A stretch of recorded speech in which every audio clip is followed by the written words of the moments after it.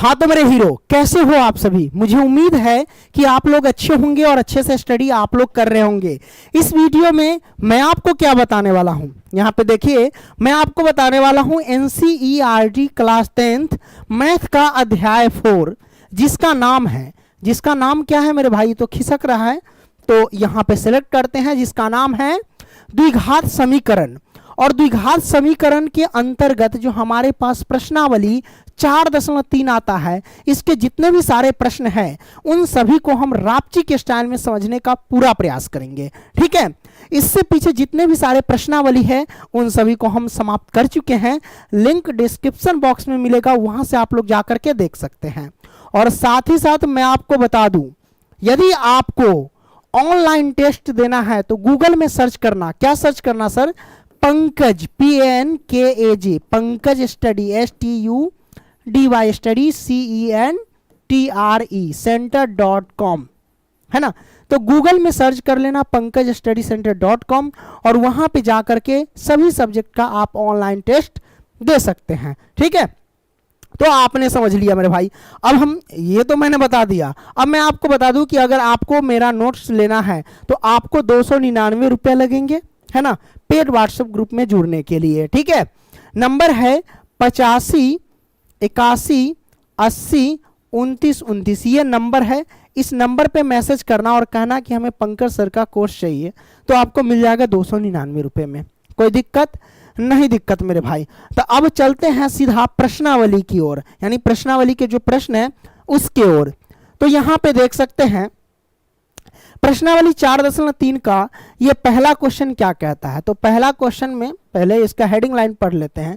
ये कहता क्या है कि निम्न द्विघात समीकरणों के मूलों की प्रकृति ज्ञात कीजिए, यदि मूलों का अस्तित्व हो तो उन्हें ज्ञात कीजिए, मतलब उसे हल करना है यदि मूलों का अस्तित्व होगा तब। तो सबसे पहले समझेंगे कि ये मूलों का अस्तित्व क्या है, मूलों की प्रकृति क्या है ना।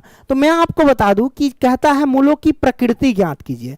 तो मूलों की प्रकृति कैसे ज्ञात होती है, आपको पता होना चाहिए। D बराबर फॉर्मूला होता है B² - 4AC, इस पर निकल करके आती है मूलों की प्रकृति।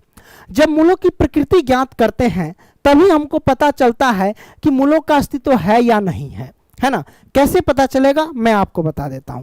मूलों की प्रकृति 3 तरीके से निकलते हैं, जैसे 3 तरीके के यहां कंडीशन होते हैं कि यदि अगर आप ये देखो D बराबर B² - 4AC है, इसका मतलब इस पूरे को हम क्या लिख सकते हैं, इस पूरे को D लिख सकते हैं, ये ना लिख सकते हैं।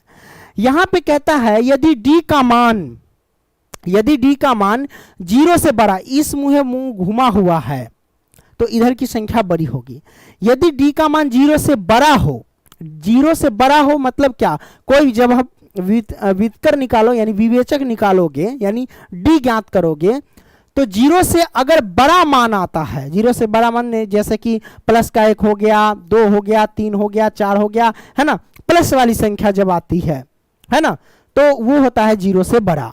तो इस तरीके का जब आंसर आता है, कब, जब D ज्ञात करते हैं तब, जब D ज्ञात करोगे और इस तरीके का आंसर आएगा जैसे 40 50 60, है ना, 4 3 2, मतलब प्लस वाला 0 से बड़ा होना चाहिए। अगर ऐसा आता है तो उस स्थिति में हम कहते हैं कि मूलों का अस्तित्व है। उस स्थिति में क्या कहते हैं, मूलों का अस्तित्व हो। कहने का मतलब ये हुआ कि जब आप D ज्ञात करो और D का मान प्लस वाला संख्या के 1 2 3 4 कुछ भी आ जाए प्लस वाला, तो कहते हैं कि मूलों का अस्तित्व है। इस बात को ध्यान रखना।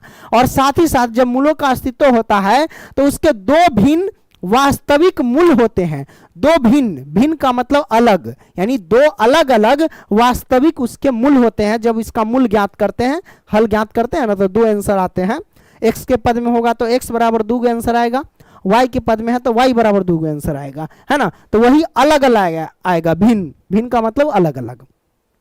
अब दूसरा, जब मूलों की प्रकृति ज्ञात करते हैं D बराबर B² - 4AC पर, तो उसमें एक बार ध्यान रखिएगा, ये जो B² - 4AC क्या है, D है, यानी D बराबर 0। अगर D बराबर 0 आता है, D का वैल्यू अगर 0 आता है तो उस स्थिति में भी क्या होता है, मूलों का अस्तित्व होता है। उस स्थिति में भी क्या होता है, मूलों का अस्तित्व होता है। और साथ ही साथ 2 इसके बराबर वास्तविक मूल होते हैं। दो बराबर वास्तविक मूल कहने का मतलब जैसे x का मान 3 आया तो x का मान एक और 3 आएगा, मतलब दो बराबर यानी समान। अगर एक मूल 5 आया तो दूसरा मूल भी 5 ही आएगा, बराबर आएगा, कहने का मतलब ये हुआ। तो दो बराबर वास्तविक मूल होते हैं कब? जब d बराबर 0 होते हैं तब। अगर d बराबर 0 है तो वास्तविक दो समान वास्तविक मूल होते हैं एवं मूलों का अस्तित्व होता है। ठीक है, उसके बाद मैं आपको समझा दूं, जब आप d ज्ञात करते हैं और d की वैल्यू क्या 0 से छोटा हो, अगर मुंह इधर घुमा है इसका मतलब d के मान से 0 बड़ा है, तो कहने का मतलब इसको ऐसे भी कह सकते हैं कि d का वैल्यू जब 0 से छोटा हो।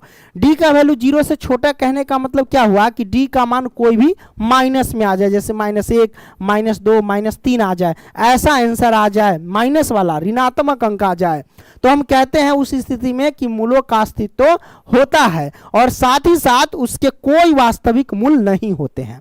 उसके कोई वास्तविक मूल नहीं होते हैं, मतलब जैसे ही माइनस वाला आ जाए, जब d निकालते हो यानी विवेचक ज्ञात करते हो और ऋणात्मक में मान आ जाए तो डायरेक्ट कह देना कि उसके कोई वास्तविक मूल नहीं होते हैं, तो उसको आगे सॉल्व करने की जरूरत नहीं पड़ती है। ठीक है, ये आपने समझे, बाकी चीज आप क्वेश्चन से खुद समझ जाएंगे।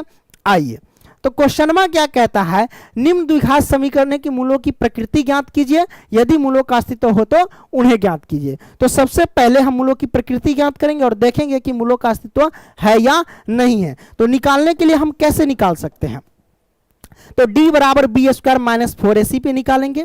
तो जानते हैं कि d बराबर फॉर्मूला होता है b² माइनस 4ac, यही ना होता है। तो अब आप कहेंगे सर b और a और c तीन चीज का वैल्यू हम कहां से निकालेंगे, तो आपको पता होना चाहिए कि द्विघात समीकरण का व्यापक रूप क्या होता है। तो द्विघात समीकरण का व्यापक रूप होता है ax² प्लस में bx और प्लस में c होता है बराबर 0। यह द्विघात समीकरण का व्यापक रूप होता है, इस बात को ध्यान रखना मेरे भाई, मेरे लॉलीपॉप, आप लोग ध्यान रखना मेरे हीरो। ठीक है, देखो यहां से पता चल गया x² के सामने x² है, यानी a की वैल्यू यहां पे 2 हो गई है ना, b की वैल्यू यहां पे -3 हो गई, x के सामने तो x ही है, और c की वैल्यू 5 हो गई। क्लियर, ये आपने समझ लिया। अब d बराबर निकालेंगे, तो जब d बराबर निकालेंगे तो d का सूत्र होता है b² माइनस के 4ac, यही ना होता है।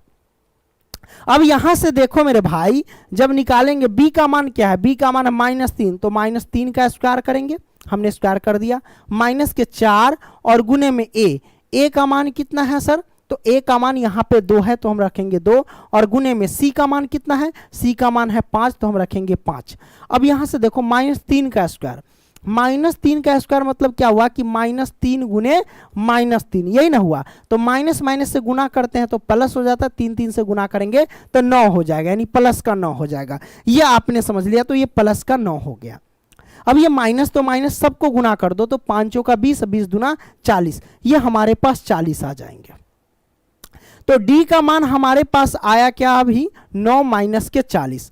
अब मेरे भाई 9 में से हम क्या करेंगे, 40 को घटा देंगे।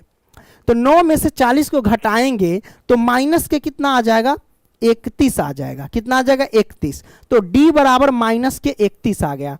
अब आपको पता है d बराबर माइनस के 31 आए, इसका मतलब क्या हुआ कि ऋणात्मक वाले अंक आ गए।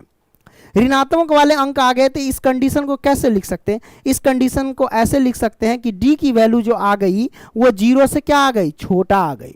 और मैंने बोला था कि d का मान अगर ऋणात्मक वाले अंक आते हैं यानी 0 से छोटा आते हैं तो हम कहते हैं कि उसका कोई यानी मूलों का अस्तित्व नहीं है, डायरेक्ट कहते हैं, है ना। तो हम लिखेंगे यहाँ पे इसके मूलों का अस्तित्व नहीं है, तो हम लिखेंगे अतः, यहां से लिख देते हैं अतः मूलों का, है ना, यही ना है, हाँ, मूलों का अस्तित्व, यही कैसे लिखा है, हाँ ठीक है, नहीं गलती मैंने लिख रहा था, वही मैं सोच रहा था, है ना।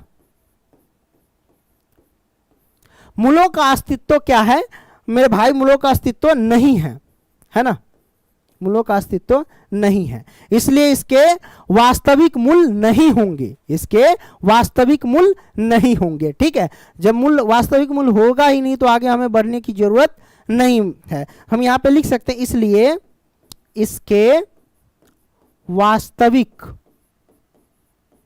वास्तविक मूल नहीं होंगे। राइट, तो ये आपने समझा। चलिए अब हम क्या करते हैं, आगे बढ़ते हैं। सर दूसरा प्रश्न है, इसको भी हम समझ लेते हैं। तो सबसे पहले हम इसका अस्तित्व है या नहीं वो देखेंगे। अगर अस्तित्व होगा तो हम कहेंगे, बस आगे बढ़ जाएंगे, मतलब इसको सॉल्व करेंगे, है ना। देख लेते हैं। देखो इसका हम पहले तुलना करेंगे द्विघात समीकरण के व्यापक रूप से। वो क्या होता है, ax² प्लस में bx और प्लस में c होता है, यही ना होता है। अब यहाँ पे देख रहे हो कि a का वैल्यू हमारे पास क्या हो गया, 3 हो गया। b का मान कितना हो गया भाई, तो b का मान हो गया -4√3 हो गया, और c का मान हमारे पास 4 हो गया। अब हम क्या करेंगे सर, d ज्ञात कर लेंगे। तो चलो d ज्ञात करते हैं। d बराबर क्या होता है सूत्र, b² - 4ac होता है ना। अब यहाँ से क्या करेंगे, b का मान क्या है, तो b का मान है -4√3, तो -4√3 लिखेंगे और इसका कर देंगे होल स्क्वायर। माइनस तो -4 और गुने में a c है।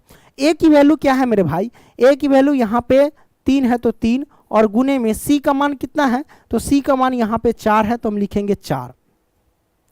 ये मैंने लिख दिया। अब यहां से क्या करेंगे सर, है ना। तो यहां से क्या करो, ये सब आ गया। तो अब क्या करते भाई, इन सबको जैसे होल स्क्वायर है मतलब -4√3 और गुने में -4√3, यही ना लिखेंगे सर। तो गुना कर दो। अब यहां से क्या कर सकते हैं सर, 4 चौके हो जाएगा 16 और माइनस माइनस से गुना करेंगे तो प्लस। अब गुने में √3 से √3 में गुना करेंगे तो हमारे पास क्या हो जाएगा, √9, और 9 का वर्गमूल निकालेंगे तो डायरेक्ट हम क्या कह सकते हैं, 3 होगा। कितना होगा, 3। √3 से गुना करेंगे √3 में तो 3 आएगा।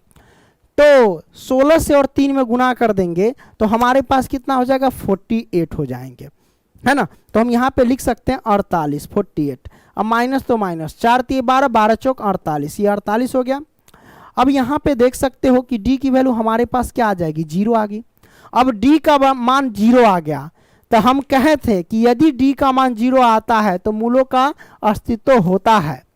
अब मूलों का अस्तित्व होगा और साथ ही साथ इसके 2 बराबर वास्तविक मूल होते हैं, है ना। हम यहाँ पे लिख सकते हैं कि अतः इसके या फिर अतः क्या मूलों का अस्तित्व है, अतः मूलों का अस्तित्व। 2 तरीके ऐसे ही है ना, लगता दिमाग मेरा कहीं और है। अतः मूलों का क्या है, अस्तित्व है ना, मूलों का अस्तित्व है। अब मूलों का अस्तित्व है और साथ ही साथ इसके 2 बराबर वास्तविक मूल है, एवं इसके 2 बराबर वास्तविक मूल है, वास्तविक मूल है। ठीक है, तो ये मैंने लिख दिया। अब कोई दिक्कत नहीं, दिक्कत मेरे भाई। अब इसके 2 बराबर वास्तविक मूल है, तो जब हम इसको सॉल्व करेंगे, देखिए मूलों का अस्तित्व है तो उन्हें ज्ञात करने के लिए कहता है, तो अब हम इसको सॉल्व करेंगे, है ना। और इसके जब सॉल्व करेंगे तो हल निकलेंगे दाम बराबर 2 बराबर वास्तविक मूल आएंगे। ठीक है, तो आइए हम इसको सॉल्व करके देख लेते हैं मेरे भाई, कैसे सॉल्व कर सकते हैं। देखिए आपको पता होना चाहिए, अब क्या पता होना चाहिए कि द्विघात समीकरण से ही सॉल्व कर लेते हैं, द्विघात समीकरण, है ना। अब द्विघात समीकरण बराबर सूत्र क्या होता है, द्विघाती सूत्र लिखो। द्विघात समीकरण क्या लिखा, द्विघाती सूत्र या द्विघात सूत्र। अब मेरे भाई मैं आपको बता दूं कि द्विघात सूत्र को श्रीधाराचार्य सूत्र भी कहते हैं, इस बात को ध्यान रखना, ठीक है। द्विघात सूत्र को श्रीधाराचार्य सूत्र भी कहते हैं। अच्छा, तो द्विघात सूत्र बराबर क्या होता है? तो वो होता है प्लस माइनस बी, है ना, sorry, minus B plus minus root under B square minus से 4ac लिख सकते हैं, या फिर डायरेक्ट डी भी लिख सकते हैं। तो हम डायरेक्ट डी लिख देते हैं, कोई दिक्कत नहीं, और बट्टे में 2a लिख सकते हैं। ये मैंने लिख दिया, minus B plus minus root under D बट्टे में 2a, या फिर इसे ऐसे भी लिख सकते हैं, minus B plus minus root under B square minus 4ac, क्योंकि आपको पता है कि बी स्क्वायर माइनस 4ac किसके बराबर होता है? वो डी के बराबर होता है। डी के बराबर होता है, इसका मतलब इतना के जगह पे हम इतना लिख सकते हैं, या इतना के जगह पे इतना लिख सकते हैं। तो वही बात है, पूरे के जगह पे हम सिर्फ डी लिख दिए, तो कोई दिक्कत नहीं दिक्कत। अब इसको हम सॉल्व करेंगे, माइनस बी है, बी की वैल्यू क्या है मेरे भाई? तो बी की वैल्यू आप देख सकते हैं माइनस के 4 रूट अंडर 3 है, यही है ना। तो हम लिख देते हैं माइनस के 4 रूट अंडर 3, ये मैंने लिख दिए, है ना। अब plus minus root under D है, अब रूट अंडर डी है ना, तो देख लो रूट अंडर डी है, तो डी की वैल्यू कितनी है मेरे भाई? तो डी की वैल्यू हमने निकाला 0, डी की वैल्यू कितना निकाला हुआ है? 0। तो डी की वैल्यू अगर 0 है, तो डी की वैल्यू 0 है, तो डी के जगह पे हम रख देंगे 0, कोई दिक्कत नहीं दिक्कत मेरे भाई। हमने यहाँ पे 0 रख दिया, अब यहाँ पे कर देंगे क्या? रूट अंडर लगा देंगे, और बटे में 2a है, तो 2 और गुने में a की वैल्यू कितनी है सर? 3 है, तो हम रखेंगे 3, ये मैंने रख दिया। तो हमारे पास रिजल्ट क्या आ जाएंगे? हमारे पास रिजल्ट आ जाएंगे माइनस माइनस प्लस हो जाएगा, तो ये हो जाएगा 4 रूट अंडर 3, है ना। अब ये प्लस माइनस का 0 का वर्ग रूट अंडर निकालेंगे तो 0 ही आएगा, और बटे में 3 दूना 6, ये 6 आ गए। तो इसको आप क्या करो, 2 बार लिख दो, एक बार 4 रूट अंडर 3 प्लस का 0, और एक बार 4 रूट अंडर 3 माइनस का 0। तो 0 ना तो जुड़ता है ना तो घटता है, तो इसको आप आसानी से 2 बार लिख सकते हैं, है ना। तो आइए हम इसको लिख देते हैं 4 रूट अंडर 3 बटा में 6, और कॉमा में 4 रूट अंडर 3 बटा में 6, यही ना लिखेंगे। ये मैंने लिख दिया, है ना। आप कहोगे कैसे लिख दिया? अरे मेरे भाई प्लस माइनस के 0 है, तो एक बार प्लस का 0 अटैच करके, एक बार माइनस का 0 अटैच करके लिख सकते हैं आसानी से, है कि नहीं। तो 0 ना जुड़ता है ना घटता है, तो उसको लिखने की जरूरत नहीं, ऐसे ही हम 2 बार लिख दिए। अब काटने वाला है तो काटो, क्या कटने वाला है? 3 दूना 6 काट दिए, 2 दूना 4, उसी तरीके से 3 दूना 6 और 2 दूना 4, ये मैंने काट दिया, है ना। अब काटने के बाद क्या हो गया हमारे पास? यहां से देखना, हमारे पास आ गया 2 रूट अंडर 3, यही ना आया, 2 रूट अंडर 3, और बट्टा में 3 आया। 3 को हम क्या लिख सकते हैं? रूट अंडर 3 गुने में रूट अंडर 3 हम लिख सकते हैं, ये ना लिख सकते हैं, कॉमा, फिर उसी तरीके से वही है 2 रूट अंडर 3, तो 2 रूट अंडर 3, और बट्टा में 3 को क्या लिख सकते हैं? रूट अंडर 3 गुने में रूट अंडर 3 लिख सकते हैं आसानी से। अब कटने वाला है तो काटो, देखो रूट अंडर 3 से रूट अंडर 3 कैंसिल, उसी तरीके से रूट अंडर 3 से रूट अंडर 3 कैंसिल, तो हमारे पास क्या है? 2 बटा रूट अंडर 3 आया, कॉमा इधर भी 2 बटा रूट अंडर 3 आया। तो ये हमारे पास क्या हो गए? आंसर निकल करके आ गए। मैंने बोला था ना कि इसके 2 बराबर वास्तविक मूल होंगे, तो देखो बराबर आ गए, 2 बटा रूट अंडर 3, 2 बटा रूट अंडर 3। कभी कभी बोली लटपटा जाता है, क्योंकि जीभ पर जो है ना वो फुंसी हो गया है, फीवर उबर ज़्यादा था, गर्मी के कारण जीभ पर फुंसी हो गया है, तो मुंह पर ज़्यादा पानी आ रहा है, तो बोलिए अब लटपटा जाता है कभी। तो ये आपने समझ लिए, कोई दिक्कत है? हालिन सरकार ना है, नहीं समझो, सही में नहीं समझे, समझ गए। चलिए आगे बढ़ते हैं। लो दूसरा प्रश्न सॉल्व कर लिया। अब ये देखो तीसरा सॉल्व करो। तो सबसे पहले हम ए बी सी का मान ज्ञात करेंगे। वो कैसे ज्ञात कर सकते हैं? तो द्विघात समीकरण का व्यापक रूप लिख दो। वो होता है ए एक्स स्क्वायर प्लस में बी एक्स और प्लस में सी बराबर 0। अब इससे पता चल गया, तुलना कर दो, एक्स स्क्वायर के सामने एक्स स्क्वायर है, तो ए का मान क्या हो जाएगा? अरे तरीके अरे ए के जगह पे हमारे पास 2 हो गया, और बी के जगह पे क्या हो जाएगा? माइनस के 6, और सी के जगह पे 3, ये आ गया। अब यहां से क्या कर सकते हैं सर? अब यहाँ से करने का तरीका, क्या करने का तरीका, देखो d बराबर ज्ञात करो, तो d बराबर क्या होता है, बी स्क्वायर माइनस के 4ac होता है, शून्य में आता है और सही में होबे करता है। b का मान -6 तो -6 का स्क्वायर कर दो सर जी, माइनस के 4 और गुने में ac है। a की वैल्यू क्या होती है मेरे भाई, हाँ a की वैल्यू क्या होती है, जो होता है वो लिख दो। a का मान है हमारे पास कितना सर, बोलिए प्रेम से a का मान 2 है, तो 2 और गुने में c का मान प्रेम से बोलिए 3 है, तो 3 है। अब देखो 6 का स्क्वायर तो 36 हो जाएगा, -6 का स्क्वायर प्लस के 36, अब माइनस 4 दूना 8, 8 3 24 हो जाएगा। तो d बराबर हमारे पास क्या हो जाएगा, d बराबर 36 में से 24 घटा दो, तो इधर 6 6 इधर हो जाएगा 12, है ना। तो d का मान 12 आ गया, वो भी प्लस का। तो मैंने बोला कि d की वैल्यू अगर प्लस वाली आती है तो हम कहते हैं उसके मूलों का अस्तित्व है। तो हम लिखेंगे अतः मूलों का अस्तित्व है। अब मूलों का अस्तित्व है एवं इसके दो भिन्न भिन्न वास्तविक मूल होंगे, यानी अलग अलग, जब आप दो मूल ज्ञात करेंगे तो वो अलग अलग नजर आएंगे। x की वैल्यू 2 आंसर आएगा, है ना, 2 मूल आएगा, लेकिन दोनों अलग अलग आएंगे, ठीक है। हाँ, अतः मूलों का अस्तित्व है एवं 2 भिन्न भिन्न वास्तविक मूल होंगे, ऐसे भी लिख सकते हैं, ठीक है। तो आइए हम इसको ज्ञात करते हैं।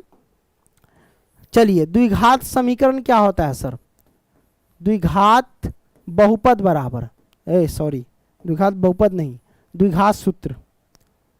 द्विघात सूत्र क्या होता है सर, वो होता है -b प्लस माइनस √d और बट्टे में 2a। अब चलिए इसको सॉल्व करते हैं। -b है तो -b, तो माइनस रखो, b की वैल्यू कितना है सर, b की वैल्यू -6 है, तो -6 लिख दो। अब प्लस माइनस √d है, d का मान कितना है सर, 12 है, तो 12 लिख दो, यही है ना, कोई दिक्कत नहीं, दिक्कत। अब 12 लिख दिए और बटा में 2a, तो 2 और गुने में a की वैल्यू कितनी है सर, a की वैल्यू यहाँ पे 2 है, तो हम लिख देंगे 2, हमने लिख दिया। अब यहाँ से क्या करेंगे, ये प्लस का 6 हो जाएगा, प्लस माइनस 12 है, तो 12 का अगर वर्गमूल ज्ञात करोगे, तोड़ोगे तो कितना आएगा, 6 दूना 12, ऐसे तोड़ लो कि 12 को क्या लिख सकते हैं, 12 को लिख सकते हैं आप 2 गुने में 3 गुने में 3 दूना 6, 6 दूना 12, है ना, ऐसे लिख सकते हैं, 2 दूना 4, 4 3 12, 2 गुने 3 लिख सकते हैं। तो 2 को 2 में से एगो 2 बाहर आएगा, एगो अंदर रह जाएगा, मतलब 2√3 आएगा।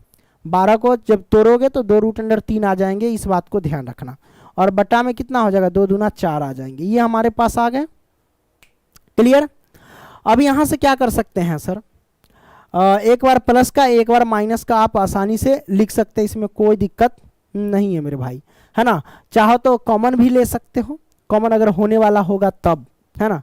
तो एक बार प्लस का एक बार माइनस का लिख देते हैं, है ना, तो 2 लेकिन कॉमन हो जाएगा मेरे ख्याल से।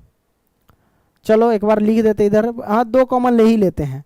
अगर मान लो कि इसमें अगर 2 कॉमन ले लेंगे, 2 कॉमन ले लेंगे तो हमारे पास क्या है, 2 3 6 3 हो जाएगा, प्लस माइनस का ये 2 हो जाएंगे और √3 हो जाएंगे, ठीक है। और बट्टा में हमारे पास कितना हो जाएंगे, 4 हो जाएंगे, 2 दूना 4 काट देंगे आसानी से, ये कट गया। अब हम कह सकते हैं कि हमारा आंसर कितना आ जाएगा, प्लस माइनस के 2 बार लिखो, एक बार 3 प्लस के 2 √3 लिख दो और बटा में 2 लिख दो, ये आ गया। अब इधर भी आप क्या करो, एक बार 3 लिख दो और माइनस के 2 √3 लिख दो और बटा में क्या लिख दो, 2 लिख दो, ये आ गया। हमारे पास 2 अलग अलग आए, एक प्लस वाला एक माइनस वाला आ गए, तो ये हमारे पास आंसर निकल करके आ गए। अब कोई दिक्कत नहीं, दिक्कत दिख रहा है बचवा लाल, हाँ दिख तो रहा है, ठीक है। ये हमने सॉल्व कर दिया। अब हम क्या करेंगे सर, अगला, अब यहाँ पे देखिए दूसरा प्रश्न क्या कहता है कि निम्न प्रत्येक द्विघात समीकरण में k का ऐसा मान ज्ञात कीजिए कि उसके 2 बराबर मूल हो। अब देखो 2 बराबर मूल होने का कंडीशन क्या होता है, d बराबर जब 0 होता है तभी 2 बराबर वास्तविक उसके मूल होते हैं। तो 2 बराबर मूल कहता है कंडीशन, है ना। इसका मतलब समझ जाना कि d बराबर 0 होना चाहिए, है ना। तो आइए पहला प्रश्न सॉल्व करते हैं। ये हमारे पास प्रश्न है। कंडीशन आपने देख लिया कि k का मान ज्ञात करना है और उसके लिए क्या कहता है 2 बराबर मूल हो।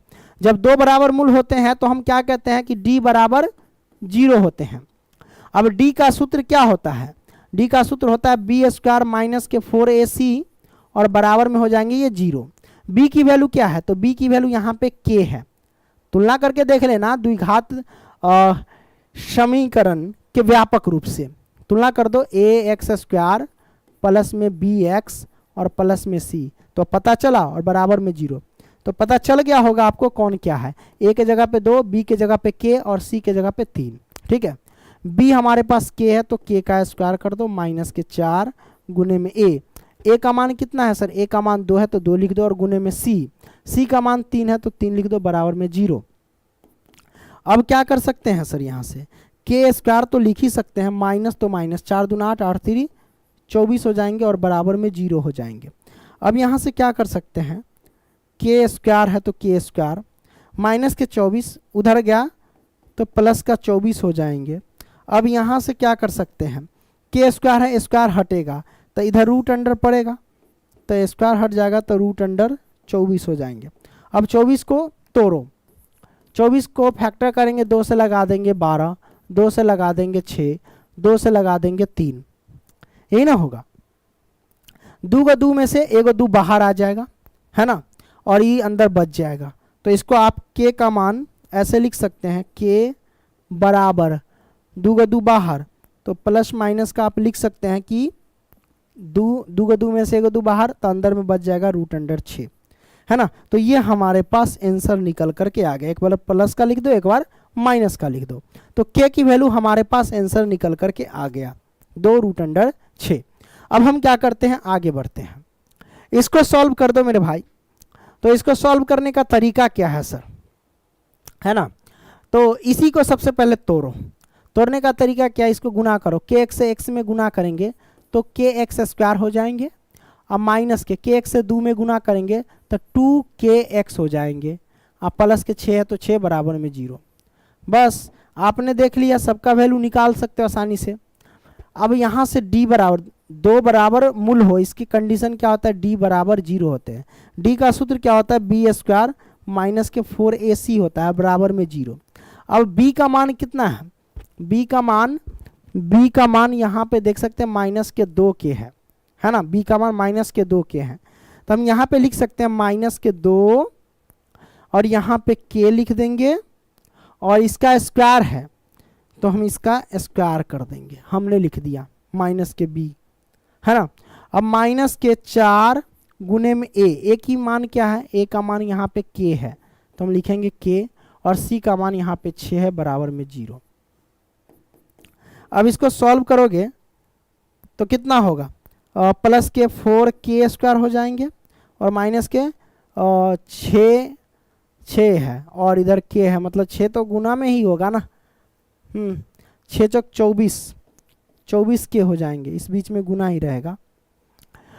अब क्या कर सकते हैं सर, बराबर में 0 तो 0, इसमें आप क्या करो 4k एलसीएम ले, मतलब कॉमन ले लो।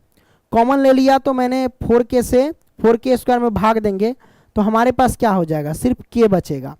अब माइनस की इधर 4k से 24k में भाग देंगे तो 4 6 24, ये 6 हो जाएगा और k से k में भाग देंगे तो कहानी खत्म, उसका 6 बच जाएगा बराबर में 0। अब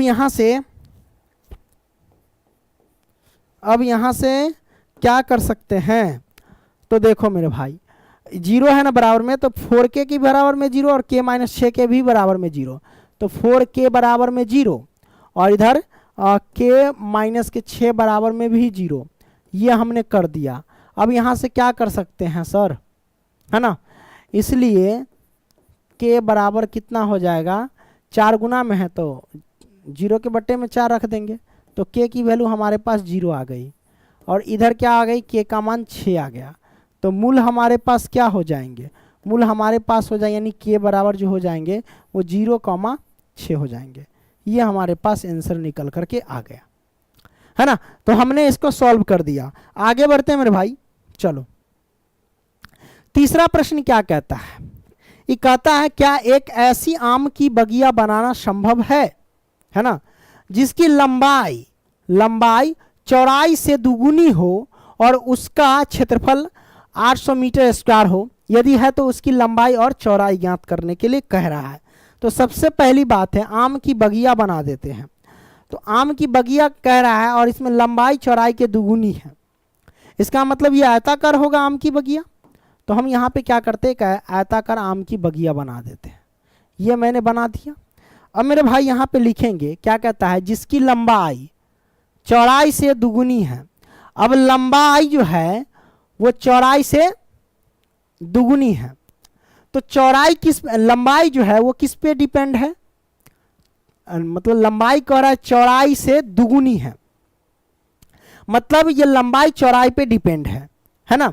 तो हम सबसे पहले हम क्या करेंगे, ये जो हमारे पास है वो चौड़ाई पहले हमको पता होना चाहिए, तब ना जाकर के लंबाई निकालेंगे तो चौड़ाई की दुगुनी कर पाएंगे।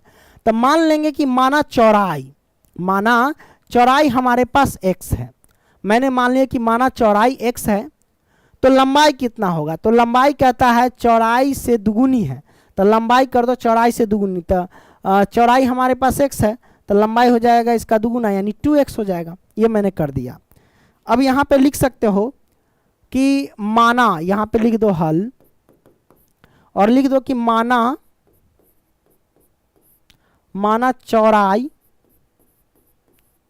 चौड़ाई बराबर x है ना।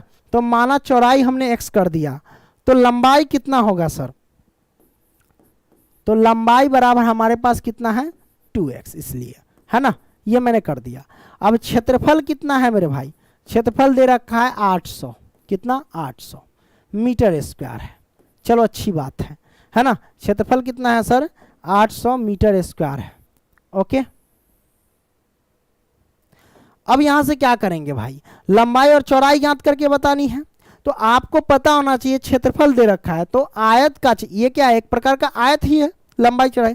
तो आयत का क्षेत्रफल क्या होता है, लंबाई गुने चौड़ाई होता है। हम यहाँ पे लिख देते हैं आयत का क्षेत्रफल।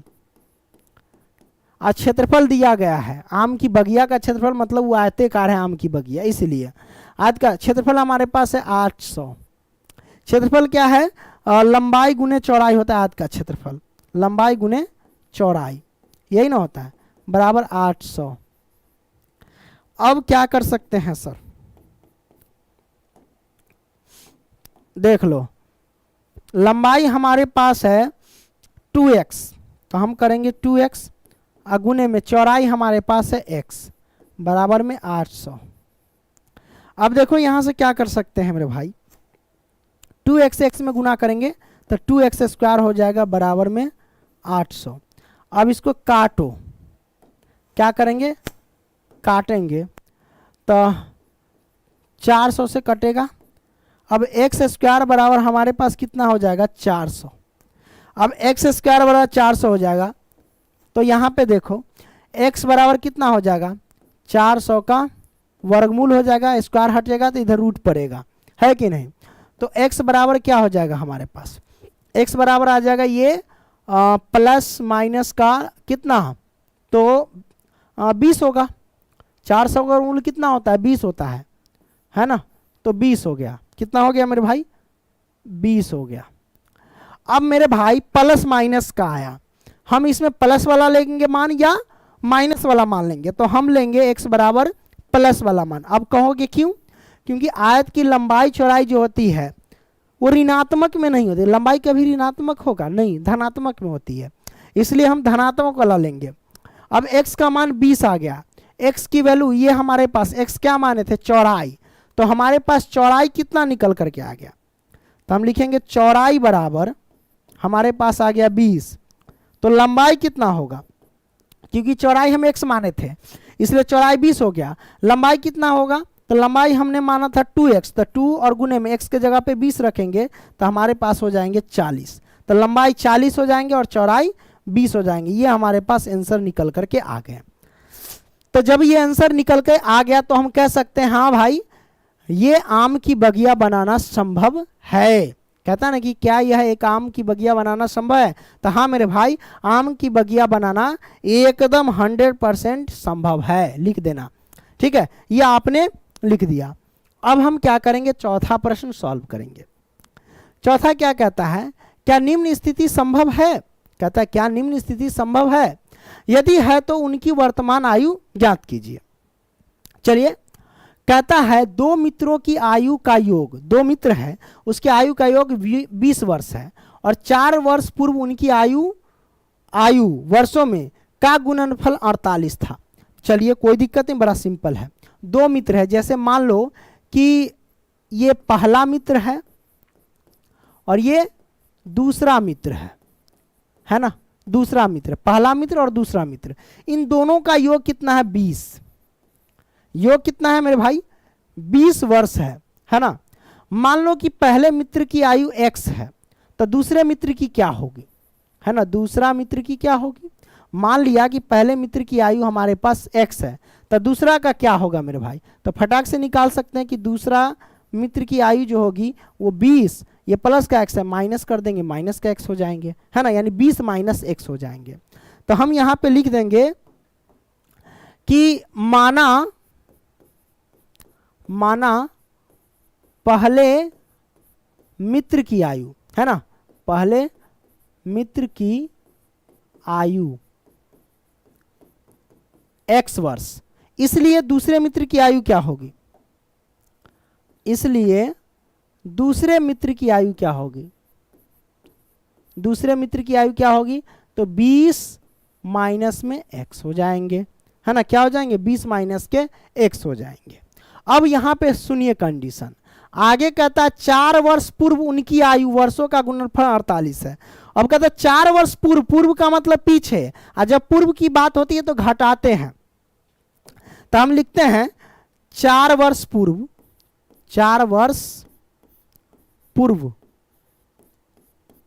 दोनों मित्र की आयु, मित्र की आयु। अब मेरे भाई देखो ध्यान से, 4 वर्ष पूर्व दोनों मित्र की आयु, और साथ में कहता है दोनों मित्र की आयु का गुणनफल भी, गुणनफल कितना है, 48 है। तो दोनों मित्र की आयु निकालो पहले, 4 वर्ष पूर्व, तो x में से हम क्या करेंगे, 4 घटा देंगे, 4 वर्ष पूर्व का मतलब घटाना।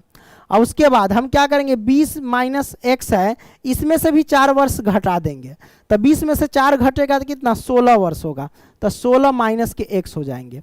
अब इन दोनों का गुणनफल कितना है मेरे भाई, तो गुणनफल 48, तो बराबर में 48 रख देंगे। अब इसको सॉल्व कर लो, देखो गुणा कर देते हैं, x से 16 में गुणा करेंगे तो 16x हो जाएंगे। अब x से माइनस x में गुणा करेंगे तो माइनस के x स्क्वायर हो जाएंगे, है ना। अब माइनस 4 से 16 में गुणा करेंगे तो माइनस के 16 चौका 64 हो जाएंगे। अब माइनस 4 से माइनस x में गुणा करेंगे तो प्लस के 4x हो जाएंगे, बराबर में 48, है कि नहीं। अब यहां से क्या कर सकते हैं, देखो माइनस x स्क्वायर पहले लिख लो, अब 16x 4x कितना हो जाएगा, प्लस के 20x हो जाएंगे। अब माइनस के 64 है तो माइनस के 64, प्लस के 48 इधर आया तो माइनस के 48 हो जाएंगे, बराबर में 0। अब यहाँ पे हम क्या कर सकते हैं, माइनस का x स्क्वायर तो x स्क्वायर, प्लस का 20x है तो 20x, माइनस के 64 माइनस के 48, समान चिन्ह है तो संख्या जुड़ जाएगा। 8 4 12 के 2 हासिल 1, 6 4 10 1 11, मतलब माइनस का हो जाएगा 112 और बराबर में हो जाएंगे हमारे पास 0, है कि नहीं। तो ये हमारे पास आ गए। अब यहां से हम क्या कर सकते हैं सर, यहां से क्या कर सकते हैं, देखो ये माइनस है ना, पहले माइनस कॉमन ले लो। अब माइनस कॉमन लेंगे ना तो जो माइनस वाला होगा वो प्लस में हो जाएगा, जो माइनस वाला होगा वो प्लस में हो जाएगा, तो ये माइनस वाला है तब प्लस का x स्क्वायर हो जाएगा। आई प्लस का 20x है तो ये माइनस का 20x हो जाएगा, और माइनस का 112 है तो ये प्लस का 112 हो जाएगा, है ना, बराबर में 0। ये क्लियर, कोई दिक्कत नहीं, दिक्कत मेरे भाई। तो x square minus 20x plus के 112 हो गया।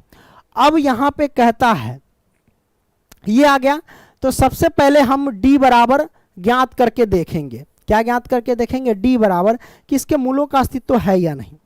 मूलों का अस्तित्व होगा तो आगे हम इसका आंसर निकाल लेंगे, है ना, द्विघात सूत्र से। किसके मदद से? द्विघाती सूत्र से, है ना। देखते हैं, होना ही चाहिए। d बराबर पहले निकाल लेते हैं। तो d बराबर क्या होता है? बी स्क्वायर माइनस के 4ac होता है। अब देखो b की वैल्यू क्या है? b की वैल्यू माइनस के b है, तो माइनस b का स्क्वायर मतलब कितना हो जाएगा? 400। डायरेक्ट हम निकाल दिए।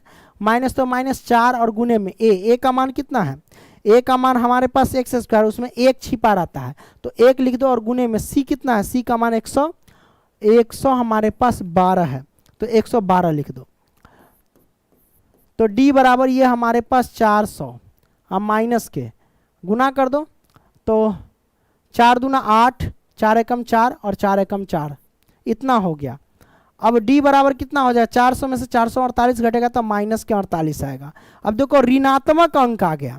मैंने बोला था कि d बराबर अगर कोई ऋणात्मक अंक आ जाता है तो उसके मूलों का अस्तित्व नहीं होता है। तो हम लिखेंगे अतः मूलों का अस्तित्व नहीं है, अस्तित्व नहीं है।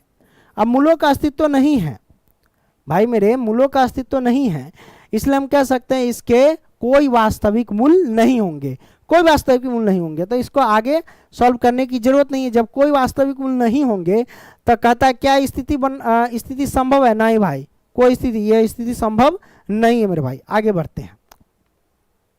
5वां प्रश्न क्या कहता है? ये कहता है क्या परिमाप 80 मीटर तथा क्षेत्रफल 400 मीटर स्क्वायर के एक पार्क को बनाना संभव है? यदि है तो उसकी लंबाई और चौड़ाई ज्ञात करने के लिए कह रहा है। लंबाई और चौड़ाई ज्ञात करने के लिए, तो पार्क पहले बना लेते हैं। ये मैंने पार्क बना लिया।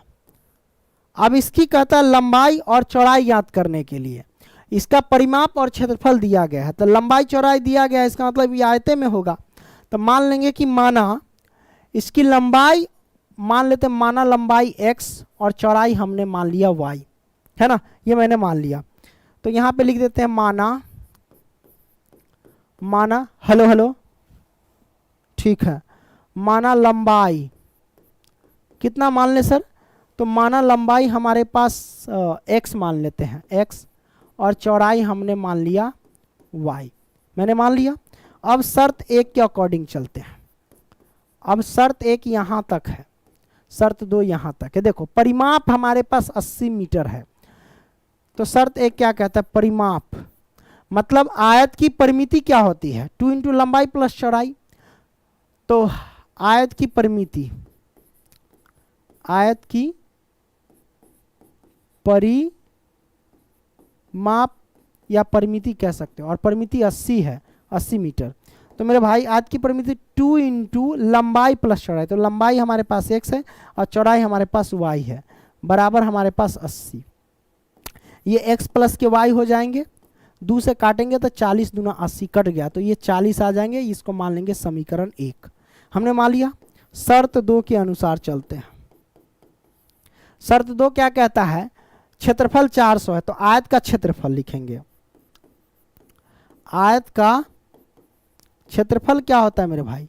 लंबाई गुने चौड़ाई होता है। पहले क्षेत्रफल दिया है 400, आयत का क्षेत्रफल होता है लंबाई गुने चौड़ाई होता है। तो लंबाई हमारे पास x, चौड़ाई y है, तो x इंटू वाई हो जाएंगे, तो x इंटू वाई हो जाएंगे, बराबर हमारे पास 400 हो जाएंगे। ये मैंने रख दिया। अब कोई दिक्कत नहीं? दिक्कत जब ये हमारे पास आ गया है ना, तो अब क्या कर सकते हैं? आयत का क्षेत्रफल लंबाई गुने चौड़ाई, हाँ ठीक है, कटने वाला होगा तो काटो, नहीं तो फिर वही इसका मान इसमें हम पटक सकते हैं, इसमें कोई दिक्कत नहीं है। तो पटकने के लिए भी क्या करना होगा? ये जो x प्लस वाई बराबर 440 है ना, इसमें x का मान निकाल लो, y का मान उधर जाने दो, या y का मान निकाल लो। तो हम यहाँ से एक स्टेप और बढ़ाते हैं, है ना। मान लो कि ये y बराबर हम रखते हैं बराबर, ये 40 तो 40, ये प्लस का x है, इधर आया तो माइनस का x हो जाएगा, ठीक है। y बराबर 40 माइनस x, ये हमारे पास समीकरण 1 रहेंगे। अब यही y का मान इसमें डाल दो, समीकरण ये 2 मान लेते हैं, समीकरण 2 में डाल दो, है कि नहीं? तो हम डाल सकते हैं। तो चलो हम डाल देते हैं। तो सबसे पहले हम क्या करते हैं, इसको छोटा कर देते हैं। अरे रे, कोई दिक्कत नहीं है, कैसे सॉल्व कर सकते हैं, यहाँ से सॉल्व कर लेते हैं। डाल देते हैं y का मान समीकरण 2 में रखने पर, है ना, क्या दिक्कत है। लिखते हैं y का मान समीकरण 2 में रखने पर तो रख देते हैं। क्या आ जाएगा हमारे पास, जब रखेंगे ना तो देखो y का मान समीकरण 2 में रखेंगे तो x इंटू वाई है, तो हम लिखेंगे x और इंटू y के जगह पे कितना, y की वैल्यू 40 माइनस x है, तो 40 और माइनस x रखेंगे और बराबर में हमारे पास 400, तो 400 लिखेंगे। अब यहां से क्या कर सकते हैं, तो इसको करने का तरीका ये है, 40x में गुना करेंगे तो 40x हो जाएगा, माइनस में ये x स्क्वायर हो जाएंगे, बराबर 400 हो जाएंगे। सबको इधर घसीट लो, पहले सजा लो, माइनस एक्स स्क्वायर इधर लिख लो, प्लस के 40x इधर लिख लो, है ना, और उसके बाद प्लस के 400 इधर आया तो माइनस के 400 बराबर में 0, ये हमारे पास आ गया। अब यहाँ से क्या कर सकते हैं, माइनस है ना, तो माइनस कॉमन ले लो तो प्लस वाले हो जाएंगे सब। माइनस है तो ये प्लस, माइनस कॉमन लेंगे तो जो माइनस का है वो प्लस का, और जो प्लस का है वो माइनस का हो जाता है, इस बात को ध्यान रखना। अब ये माइनस का है तो हमारे पास क्या हो जाएगा, प्लस का हो जाएंगे, तो ले लो भाई। चलो प्लस का एक्स स्क्वायर हो जाएंगे, ये हो जाएगा माइनस का 40x, अब ये माइनस है तो ये प्लस का हो जाएगा 400, तो हमने माइनस कॉमन ले लिया, तो x square minus 40x plus के 400 आया। तो ये हमारे पास एक्स स्क्वायर क्या आया, एक्स स्क्वायर माइनस के 40x और प्लस के 400, प्लस है कि ना 400 है, हाँ 400 और बराबर में 0। अब क्या करो इसका, अरे मतलब डर गया था अचानक यार, घुस गया रूम में, हम एक कौन आ गया, धुन में थे कहीं और, कौन आ गया, मैं डरा ही दिया। हाँ तो पहले डी याद कर लो, डी बराबर क्या होता है, बी स्क्वायर माइनस के 4ac होता है। अब यहां से क्या कर सकते हैं, b की वैल्यू क्या है सर, तो b का मान हम देख रहे हैं माइनस के 40 है, तो माइनस के 40 का हम क्या कर देंगे, स्क्वायर कर देंगे। अब माइनस के 4 और गुने में a का मान कितना है सर, a का मान हम देख सकते हैं 400 और गुने में c का मान, उसमें क्या है एक्स स्क्वायर, उसमें 1 छिपा रहता है, हो जाएगा ये 1600, 40 का स्क्वायर माइनस 40 का स्क्वायर प्लस का 1600, अब ये माइनस का 4 चौके 16, ये हो जाएगा 1600। अब घटाएंगे तो 0 आ जाएंगे, मतलब d बराबर 0 आ गए। अब d बराबर 0 आ गए तो मूलों का अस्तित्व होगा एवं इसके 2 बराबर मूल होंगे, इसका हल करेंगे ना तो 2 बराबर मूल होंगे, इस बात को ध्यान रखना, है ना। तो चलो हम क्या करते हैं सर, द्विघात सूत्र से ज्ञात करते हैं इसको, द्विघात सूत्र minus B plus minus root under D और बट्टे में 2a होता है। अब यहाँ से क्या कर सकते हैं, माइनस बी प्लस माइनस और रूट अंडर डी, डी का मान हमारे पास 0 है, डी लगा दो, बटे में 2a, तो 2 गुने में a का मान कितना है एक्स स्क्वायर, इसमें 1 छिपा रहता है, 1 लिख दो। अब b का मान नहीं रखे, b का मान हमारे पास माइनस के 40 है, b का मान कितना है सर, माइनस के 40 है, तो ये माइनस, अब b का मान माइनस के 40, माइनस माइनस प्लस का हम 40 रख सकते हैं आसानी से, ठीक है, ये मैंने रख दिया। जब इसको सॉल्व करेंगे तो 40 प्लस माइनस के 0 और बट्टे में 2, इसका मतलब क्या हुआ है, 2 बार लिखेंगे, एक बार 40 प्लस 0 बट्टे में 2, एक बार लिखेंगे 40 माइनस 0 बट्टे में 2। तो 0 का तो कोई वैल्यू न जुड़ता है ना घटता है, तो डायरेक्ट आप लिख दो 40 बट्टे 2, 40 बट्टे 2, 2 बार, है ना। तो हम इसको लिख देते इधर 40 बट्टा में 2 कॉमा 40 बट्टा में 2, 20 दूना 40 कट गया, 20 दूना 40 ये भी कट गया, है ना। तो हमारे पास आंसर क्या आया, 20,20, ये हमारे पास आंसर आया, है ना। अब देख लो यहाँ पे हमने जो माना था x और y, तो यहाँ पे आपको देखो लंबाई मैंने x माना था, मतलब क्या हुआ, x की वैल्यू हमारे पास कितना आया है मेरे भाई, x की वैल्यू हमारे पास 20 आया, तो लंबाई 20 हो गया। तो चौड़ाई कितना होगा, तो चौड़ाई ज्ञात करने के लिए हम क्या करेंगे भाई, समीकरण 1 में रख देंगे। तो y बराबर 40 माइनस एक्स, एक्स के जगह पे 20 रखेंगे तो y की वैल्यू भी क्या आ जाएगी भाई, 40 में से 20 घटाएंगे तो 20 ही आएगा, तो ये हो 20 ही आएगा। तो लंबाई भी 20 और चौड़ाई भी 20, हमारे पास आंसर निकल के आ गए। तो इसी के साथ इस चैप्टर को हमने बढ़िया से समझा दिया। वीडियो पसंद आया है तो लाइक करना और दोस्तों को भी शेयर करना। अब क्या करें, पेट दर्द करने लगा है, पानी नहीं पिए है जो। मिलते हैं अगली वीडियो में, तब तक के लिए बाय। ओके, धन्यवाद।